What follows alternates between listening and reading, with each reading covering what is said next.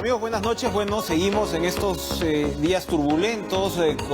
Comentábamos hace algunos minutos de la reunión organizada en el partido aprista. Ha sido una reunión que ha sido calificada como de desagravio contra la memoria pues del fallecido expresidente Alan García. Y bueno, rápidamente se ha venido a distribuir un pronunciamiento, dice, en defensa de la dignidad de la persona. Lo firma una larga lista de personajes, no solamente apristas, hay que decirlo, ni apristones, en algunos casos sí apristas y apristones, pero en otros casos, bueno, vemos firmas como Martín Belaúnde Moreira, Gustavo Pacheco, Jaime de Altaus, Roberto Dañino, el ex premier, Natalia Primo, una larga lista, ¿no?, de firmas, además de los nombres conocidos del APRA, como les digo, y de alguna manera relacionados con el aprismo, también en algunos casos relacionados con el fujimorismo, pero, repito, es una lista bastante larga que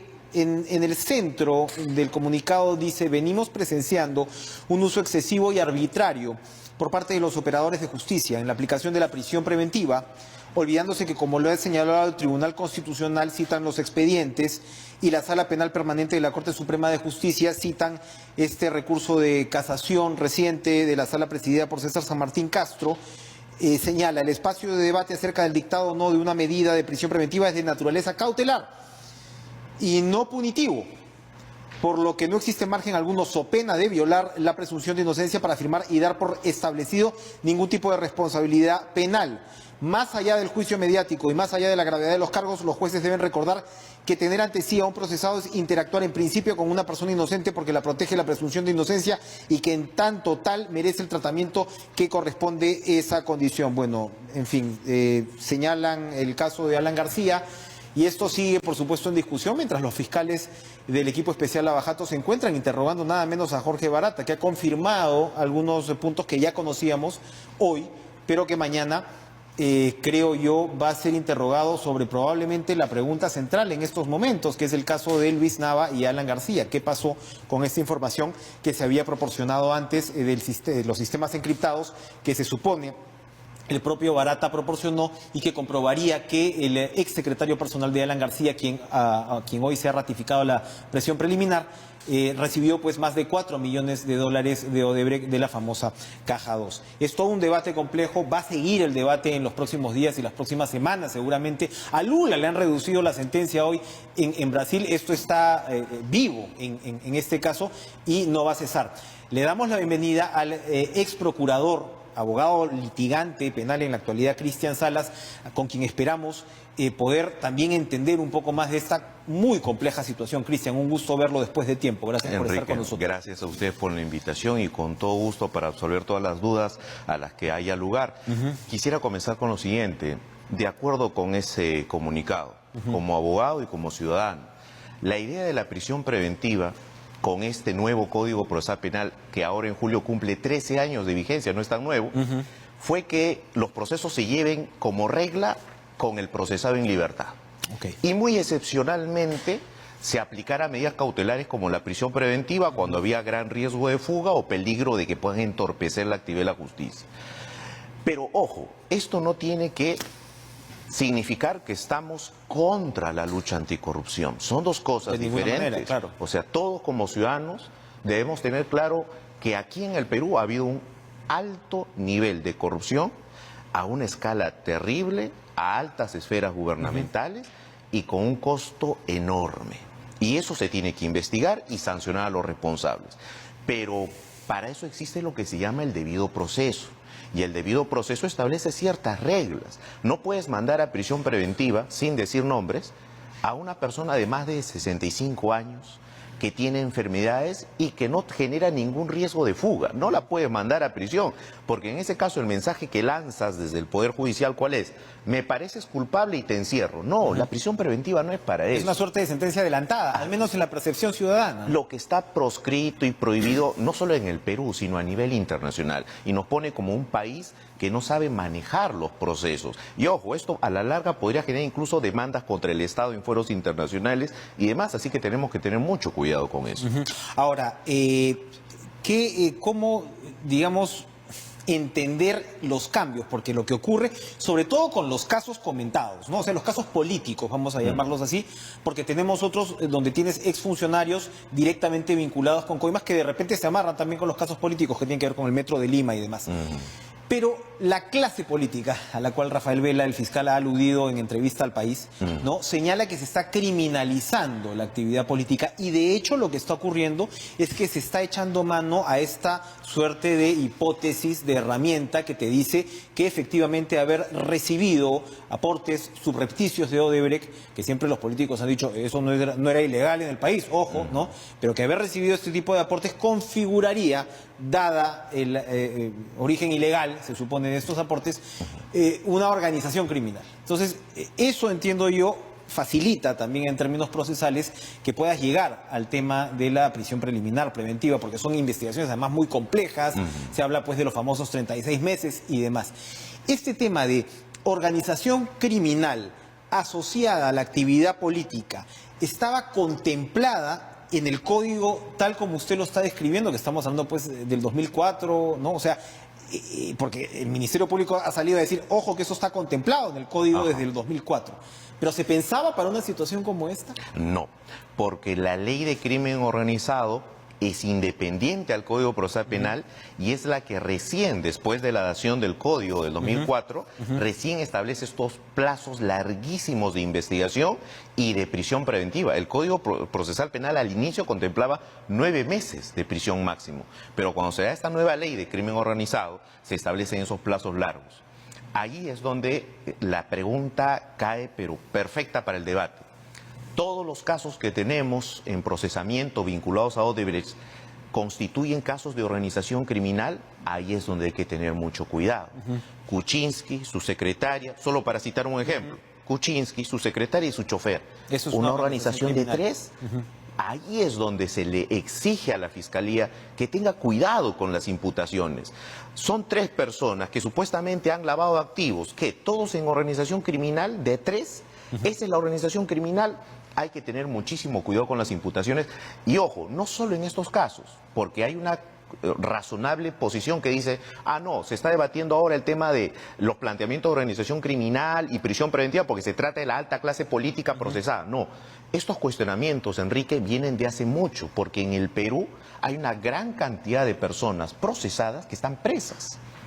Y sin mayores motivaciones. Entonces, es una problemática que surge ahora por el caso de Odebrecht, porque claro, tenemos a los sujetos visibles ahí con una fuerza política de reclamo, pero ojo, el problema ya data de muchos años atrás.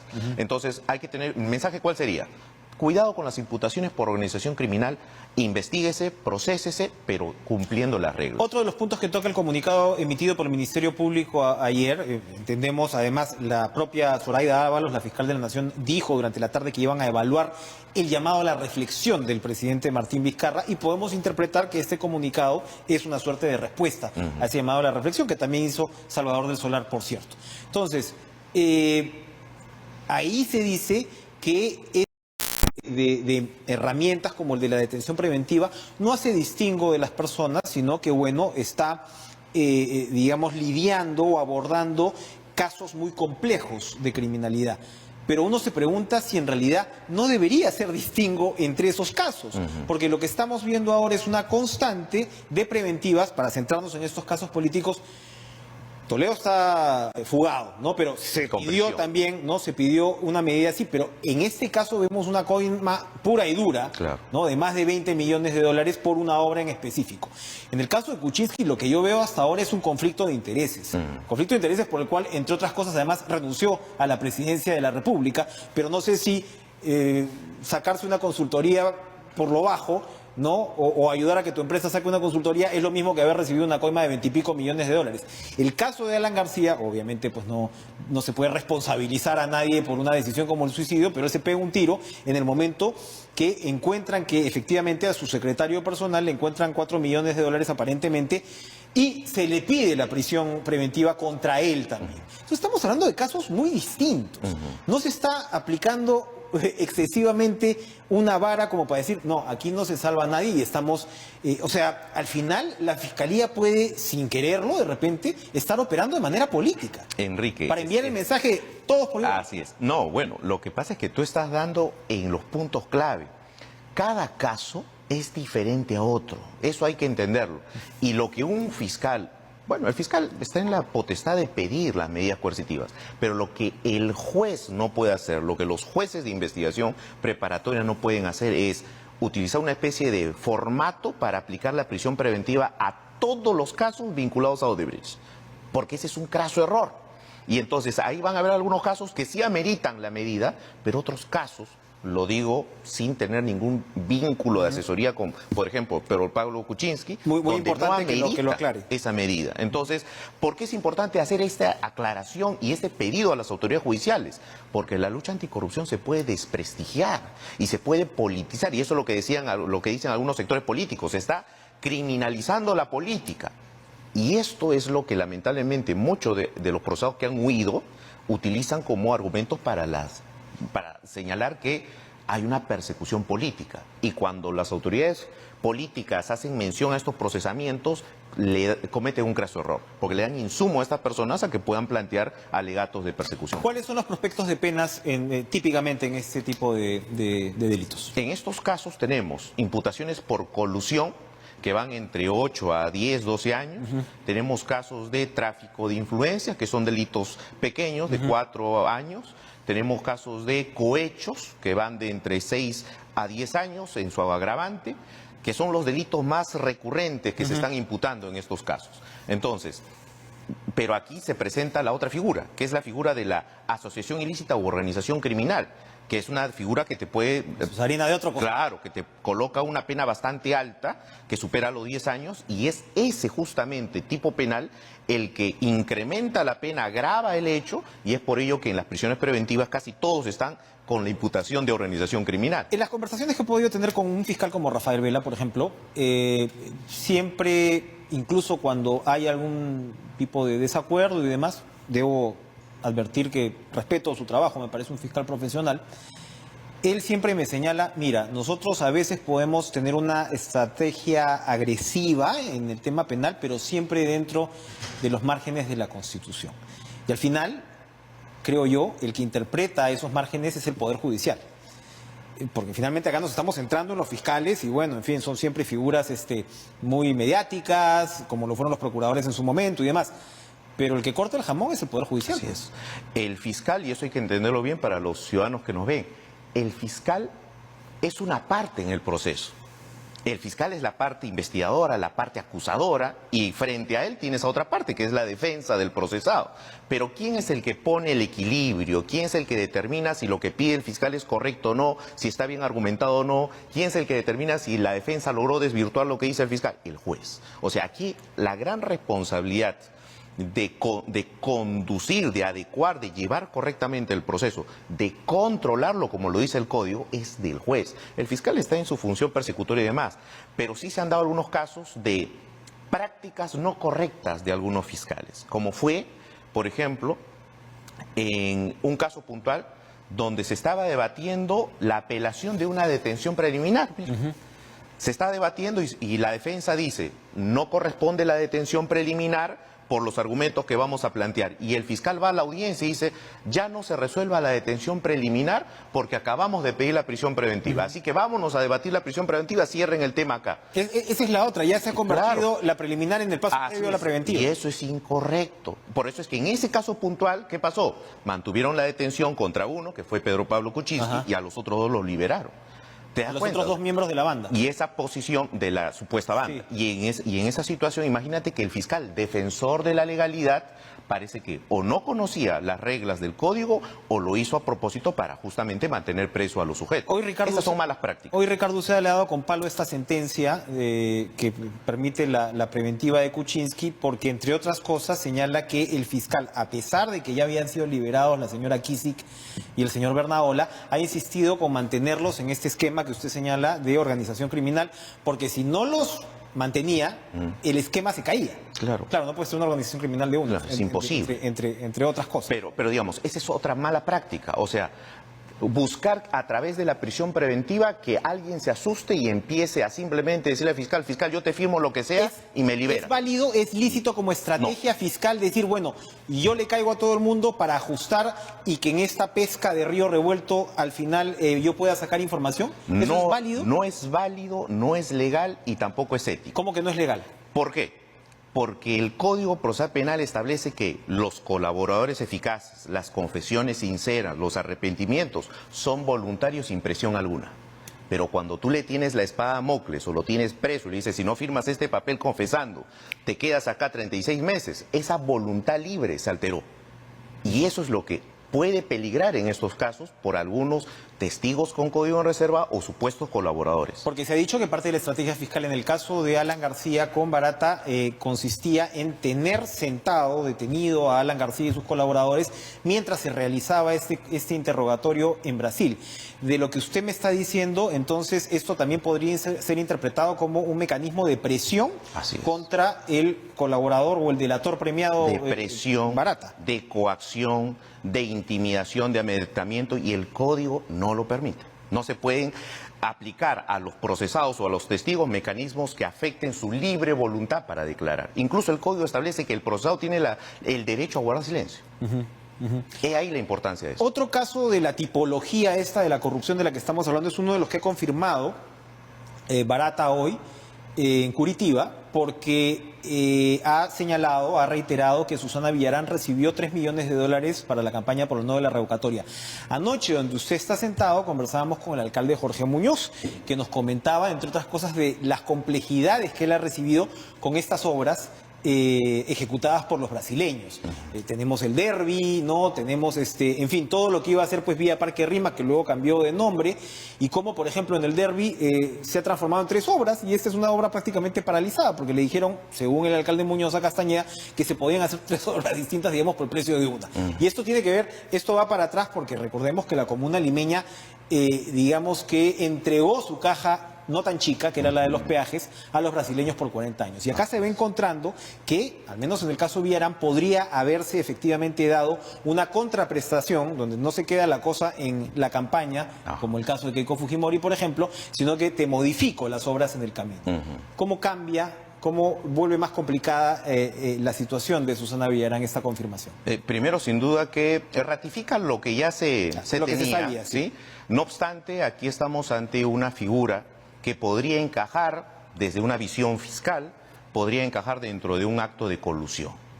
Financiamiento, como en otros casos ya hay, financiamiento de campañas, en este caso la campaña de la no revocatoria. ¿Para qué? Para que desde la gestión, la alcaldesa o la gestión municipal, pueda favorecerlo con contratos, ampliaciones, adendas y demás a esta empresa. Se podría dar esa figura, esta imputación, y se complica sin duda la situación porque también tenemos ahí a puertas aparentemente una detención preliminar que se va a pedir en los siguientes días. Todo esto, por supuesto, como decía, además es un proceso en el cual el Perú no está solo, ¿no? Estamos viendo otros países donde se está desarrollando, y si bien el Perú yo creo que fue la punta de lanza para Odebrecht fuera de Brasil, en el propio Brasil, un tribunal ha decidido ahora reducirle la pena a Lula de 13 años a 8 años, 10 meses, según lo que se dice, no he visto todavía el detalle, pero según lo que se dice, con la posibilidad incluso de una suerte de arresto domiciliario o de trabajo diurno. Es una figura la que tienen allá, que podrías, es decir, trabajar, cumplir tu pena trabajando hacia finales de año. Sí. Eso también cambia un poquito tus referentes, ¿no? Porque claro, acá estás queriendo, como debes de ser, llegar hasta el final, pero esto te recuerda que muchas veces los delitos de corrupción pues no son penas de muerte, vamos a decir. Efectivamente, así, ¿no? Y ese es el fenómeno que lo vamos a ver replicado también en el Perú. Acuérdate lo que te digo, vas a ver en las próximas semanas modificaciones al Código Procesal Penal, nuevas reglas para las prisiones preventivas, y no nos llame la atención que a futuro tengamos también detenciones domiciliarias para condenados, cosa que hasta hoy no se puede, pero seguramente eso se va a ir dando en lo siguiente. Esto va a tener efectos inevitables. Así es, esto ha sido todo un fenómeno político, socioeconómico que se ha dado en toda la región, y el Estado pues tiene que dar respuestas y frenar en cierto modo los excesos que se están dando, no en la legislación, sino en la mala interpretación y aplicación en algunos casos, lo cual no quiere decir que se frene a la lucha anticorrupción. Hay que investigar, hay que saber qué pasó y hay que condenar a todos los responsables. Así es. Gracias, Cristian Salas, por acompañarnos. Gracias a ustedes. Esta noche muy interesante conversación. Vamos a ir después de la pausa con otra interesante conversación con el congresista de Acción Popular, Víctor Andrés García Belaunde. No se